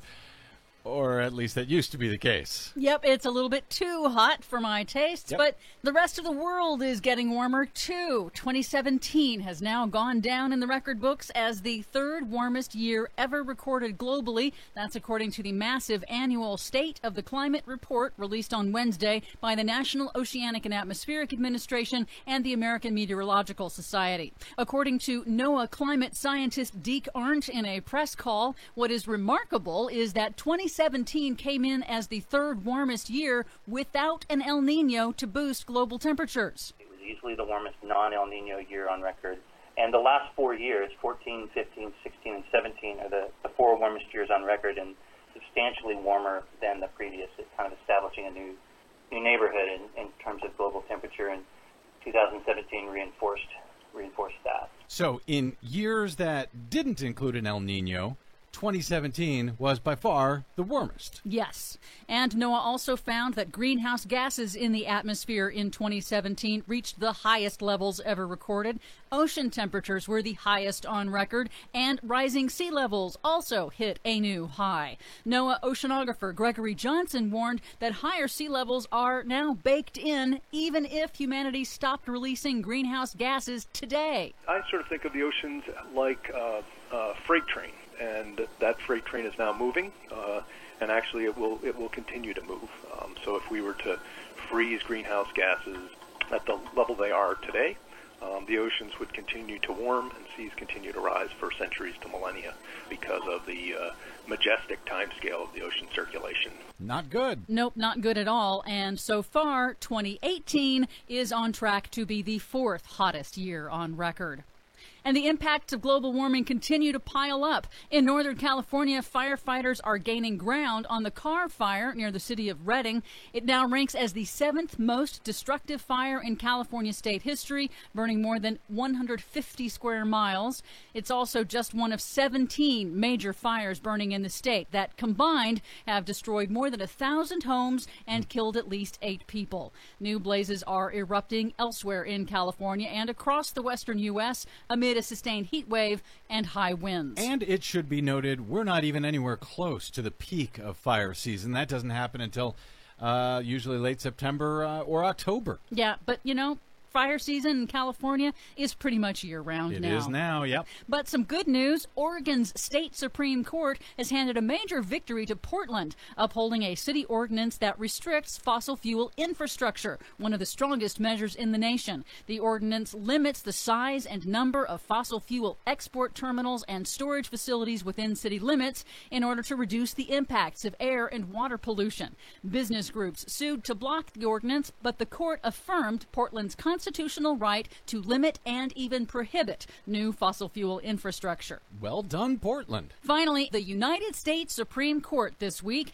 has ruled that kids suing the U.S. government over climate change can go to trial. The nation's highest court unanimously rejected an attempt by the Trump administration to dismiss the lawsuit brought by 21 children and young adults and the nonprofit environmental group Our Children's Trust. The kids are suing to force the federal government to act on climate change, arguing that failure to do so violates their constitutional rights to life, liberty, and property, quote, as enshrined in the Due Process Clause of the Fifth Amendment. While the court sounded a note of caution over the breadth of the lawsuit, the justices nevertheless will allow the children and their lawsuit to have their day in court. Well done, kids. And thank you for saving us all. For much more on all of these stories and the ones we couldn't get to, check out our website at greennews.bradblog.com. Find us, follow us, and share us worldwide on the Facebooks and the Twitters at Green News Report. I'm Brad Friedman. And I'm Desi Doyen. And this has been your Green News Report. The kids are all right. The kids are all right. The kids are all right. The kids are all right. Now the lessons all the past we'll all learn with workers' blood. The mistakes of the bosses we must pay for. From the cities to the farmlands and trenches full of mud. 'Cause war has always been the boss's way, sir. Come on! The unit forever defending rights. Let's fight the right wing, our workers unite. With our brothers and our sisters. Welcome back to the Rick Smith Show. So today the big job numbers out, 157,000 new jobs. They were expecting 195. As I understand it, and I'm not an economist, but I'm told 185 is what you need just to keep up with the demographic growth. So the more of us that are born and enter the workforce and all of that, you got to keep up to the 185. And what I got today in the email box was a lot of, hey, the economy's never been better. It's great. There are more jobs than there are people, which is why we didn't have the big job growth numbers. And, as I sat and I read through all the craziness today, I kept going, I know I took economics a long time ago, but if you have true 3.9% unemployment, shouldn't wages be going up? I mean, this whole supply and demand and scarcity and all that, shouldn't the wages be just a little bit? Here to share some thoughts on the job numbers and where things are going, I've asked Andrew Schwartz to come talk with us, policy analyst with the economic team over at the Center for American Progress. Andrew, thanks for taking time for us. Of course, Fred. Glad to be with you, Rick. So am I missing something here? I mean, I see the job numbers, everyone's saying things are great, yet I'm looking at still stagnant, and in some cases, Bloomberg reported today declining wages. What am I missing? I think you really hit the nail on the head, with both these job numbers. Recently, we also had GDP, and the Trump administration was quick to tout 4.1% growth for the second quarter. We are seeing a growing economy, but as you said, we're not seeing it in wages. And, when it really comes down to it, wages are what you need to get ahead. And because prices on food and healthcare and all those things keep increasing. And if wages aren't keeping up, people just feel squeezed. And that's what they've been feeling, and that's what they continue to feel. Yeah, now I keep going back to the tax scheme that they rammed through like thieves in the night last year, and they told us we were all going to get our Trump prize. It was going to be $4,000. It was all going to be in our paychecks. Everyone was going to be great. It was going to be the best thing ever, and it was going to make the economy just steam right along. Yet I'm still waiting. I'm waiting for my $4,000, Andrew. Yeah, it hasn't quite happened yet. We're not seeing the wages. In fact, we're not even seeing the increase in investment that we were promised as kind of the first step. Businesses instead have actually made record numbers of stock buybacks. For the S&P 500 companies, they're expected to have $800 billion this year, and those largely benefit corporate executives and those who own large amounts of stocks. So we're not seeing the investments that we were told cutting these corporate tax rates was going to have on these businesses. So basically, what we got, if I'm hearing you right, is exactly what I said we were going to get before they rammed it through, which is more stock buybacks, more wage increases for the very wealthy, and a giant screw job for you, me, and everybody else who works for a living. Oh, and not to mention the added benefit of ballooning deficits and debt. Yeah, exactly. And corporations actually have their receipts for corporate taxes are down 30% this year compared to last year, almost due to essentially this massive tax cut that they got in the tax bill. Yeah, duh. Who couldn't have predicted that? I mean, because it always look. I grew up during the Reagan years, and I remember the whole "we're going to cut taxes and it's going to bring more money in" argument. And I remember just as a kid going, "That doesn't make an awful lot of sense." I get the Laffer curve. I get if you tax it 100%, nothing will come in because nobody will have any money. If you tax it 0, nothing will come in because you don't have any money. I get that, but I just don't get, we just gave away what, 1.2, 1.7, 1.9 trillion dollars over the next decade, and yet they still claim that it was going to bring more revenue in somehow. Some magic thinking that I must have missed.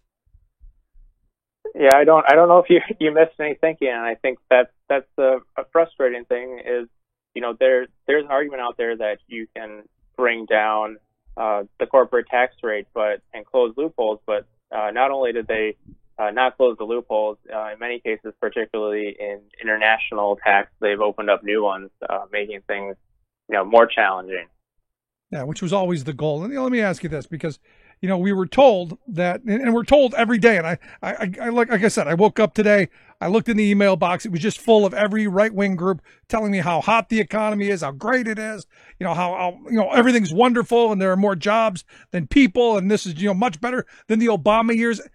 I gotta look at this through kind of a skeptical eye, because it looks to me like almost the same job growth that we saw at the end of the Obama term. In fact, I think the Obama year is actually a little bit better.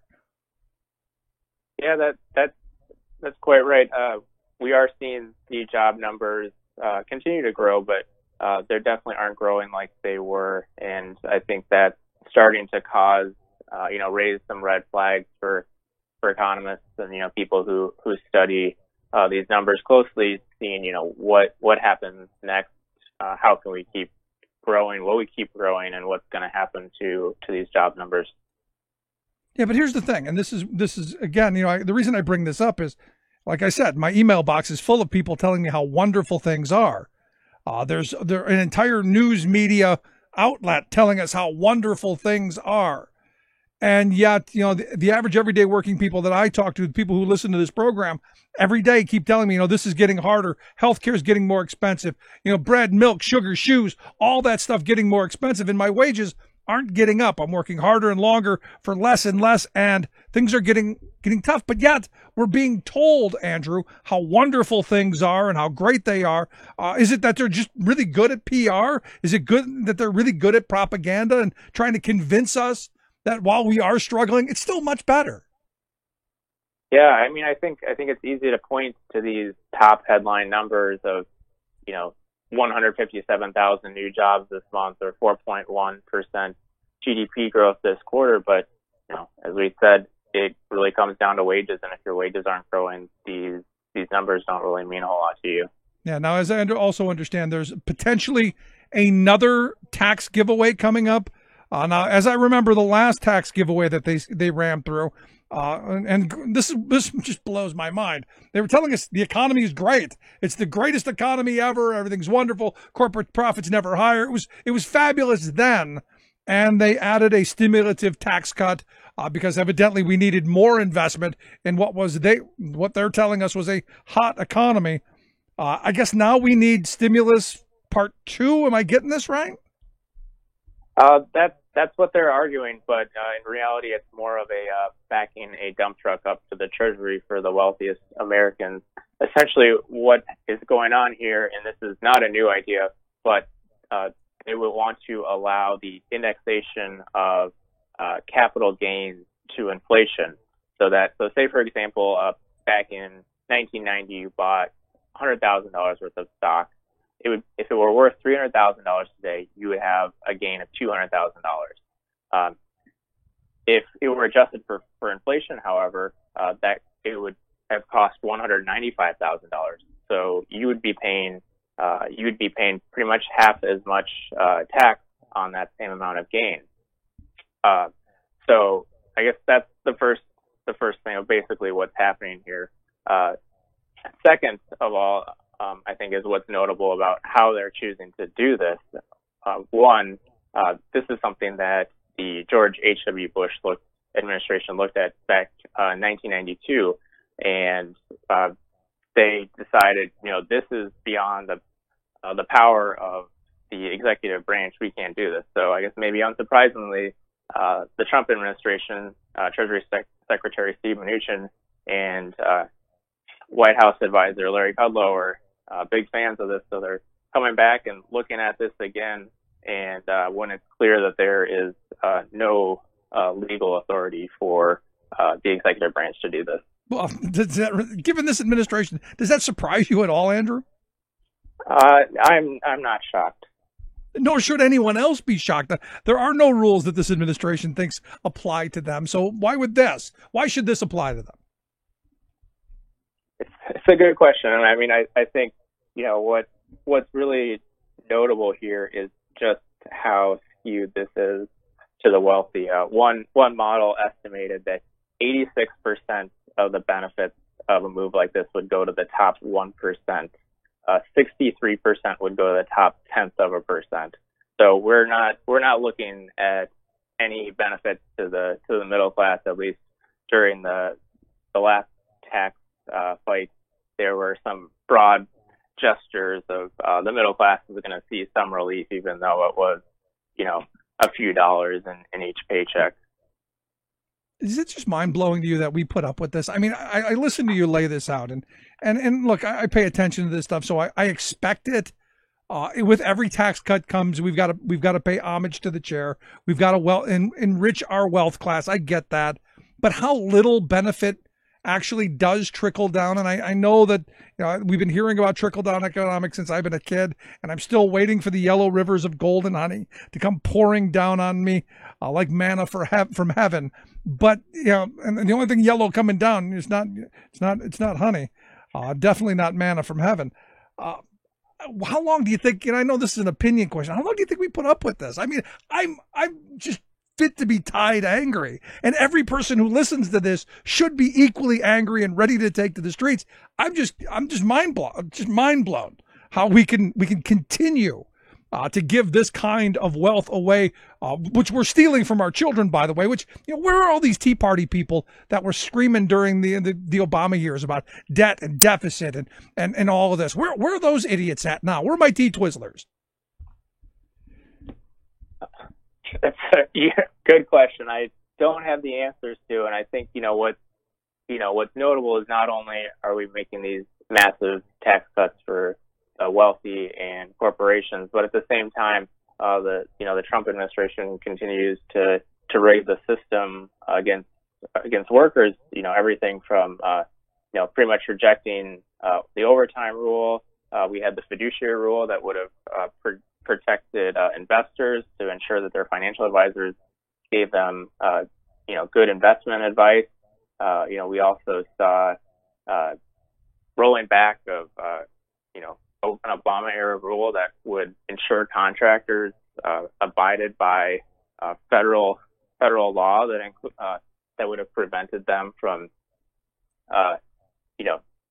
stop doing wage theft, safety violations, and discrimination violations. But here, Andrew, at the end of the day, this administration is all about theft. Why would it surprise us that they're not going to make wage theft great again? I mean, I don't know. There are days where I look at stuff like this and it just sends me into an absolute rage because we're being robbed right in front of us. Every day the kleptocracy gets worse. Every day we're distracted by nonsense from Twitter or fake Fox News, and I can't even call them fake news anymore because they've stolen that as well. Jesus, crazy, I'll tell you. Anyway, anything positive? Can we not end the day by slitting our wrists? Is there anything? Well, I guess one point of optimism is there is an election in November. There you go. We're hopeful that there's going to be a lot of progressive candidates on the ballot. Well, that's the hope. Andrew, I appreciate the time. Thanks for all the news. I'm not going to say it was good, but thanks. course. Thank you. Good stuff. Andrew Schwartz, he's a policy analyst over with the economic policy team there at the Center for American Progress. You might want to check out their work. We'll get links out on how you can take a look at it. It just blows my mind how we put up with it. Just crazy. And like he said, November, the election, that's the positive news. There's an opportunity come November to throw the bums out. Quick break, right back. Your thoughts after this.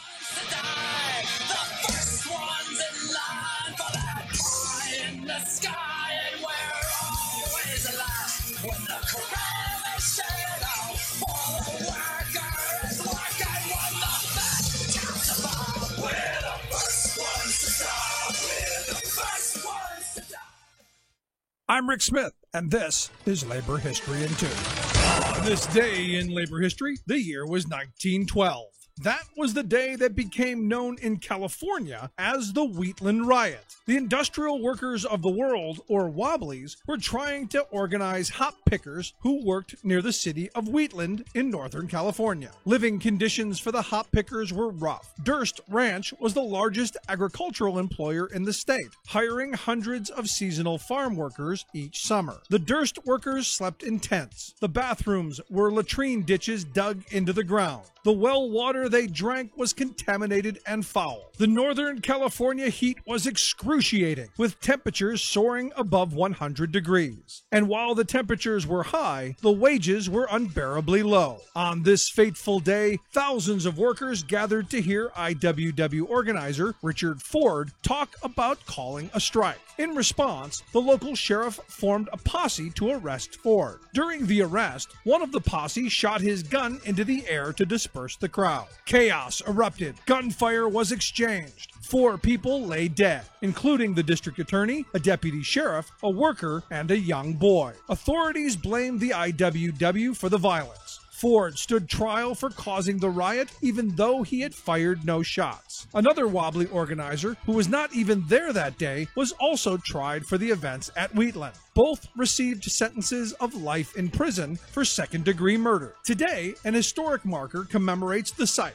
It explains that the event, quote, focused public opinion for the first time on the plight of California's agricultural laborers, and resulted in new state legislation to regulate labor camp conditions. A new state commission on immigration and housing was created to improve working conditions. Like what you hear? Check out more at laborhistoryin2.com.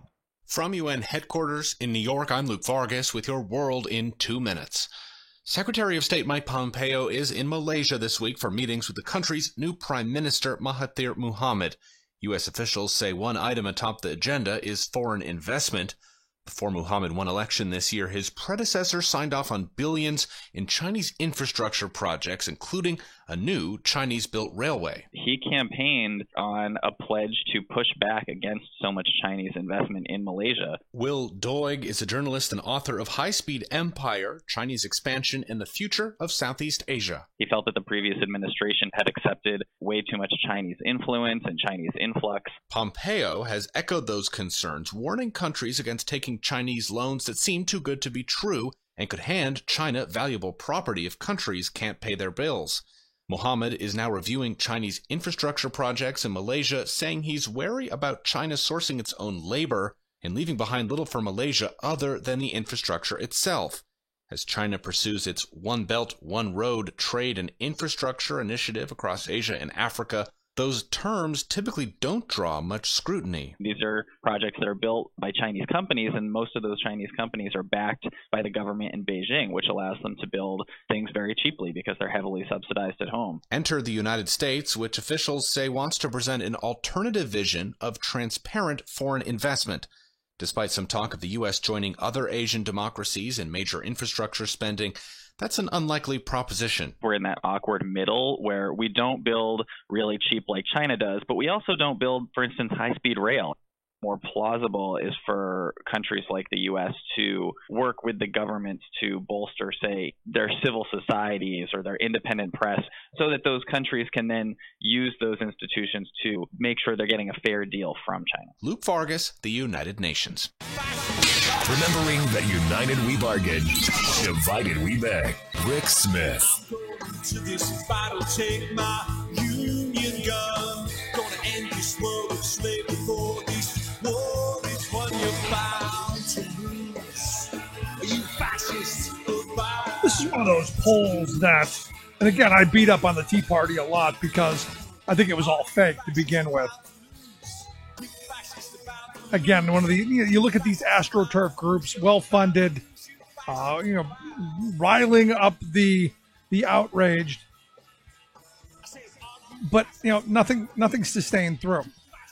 What's interesting to me is you look at 2010, 11, 12, 13. You go through those years, and the T-Twits were enraged about everything Democrats or Obama wanted to do to help stimulate the economy.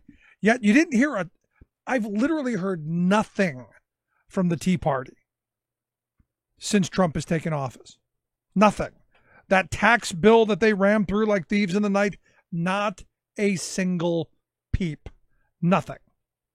So when the Hill and the Harris X polling company recently did a poll asking whether or not you approve or disapprove of how the Republicans and the Trump administration have handled the budget deficit, you would think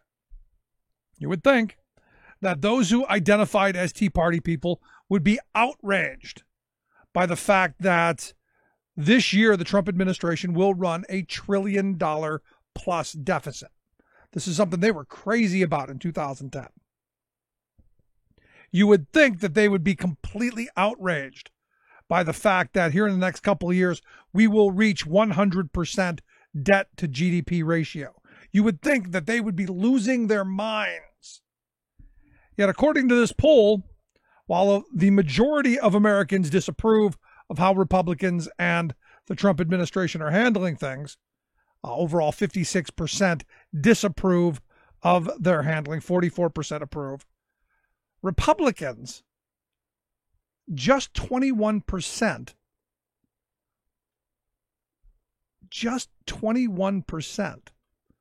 of Republicans disapproved on how this administration and Republicans are dealing with the debt and deficit. 21%, that's it. And it's just one of those things where you go, is it that they're just not paying attention, or it was all just BS before? 79% of Republicans who were polled in this approved of what the administration is doing. 79% saying, yeah, we're great with it.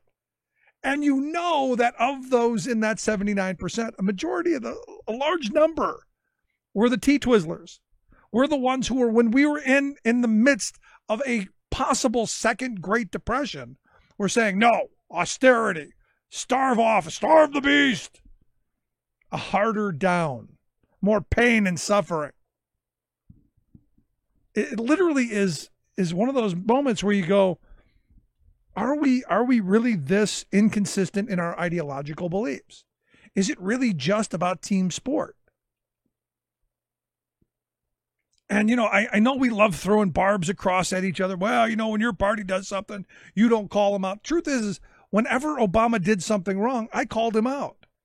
And I took the heat for it and the flack for it. He could have been a great president. He'll be remembered as a good president. He could have moved us in a direction much like FDR and the New Deal and reshaped the future of this country in ways that generations would be looking back on appreciative of. And yet here we are at this moment, totally ripped apart as a country. When all of us want health care, all of us want decent neighborhoods, want decent schools, want good jobs.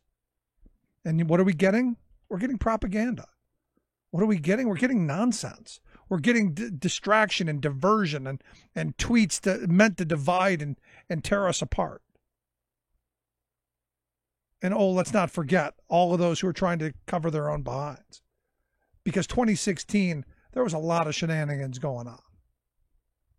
And it's time that we as a country come together around the idea that, understand, they colluded. They did. And I know Giuliani and the Republicans and Hannity and the rest of them saying, Rick, collusion's not a crime. But treason is. And I hope when the evidence is all laid out on the table, that even the idiots who are the and I'm hoping they're just willfully ignorant. I'm hoping it's not the more cynical and jaded my team mentality. That maybe they change their minds and their hearts and we move this country in the right direction. Love to hear your thoughts. You can email me, rick@thericksmithshow.com.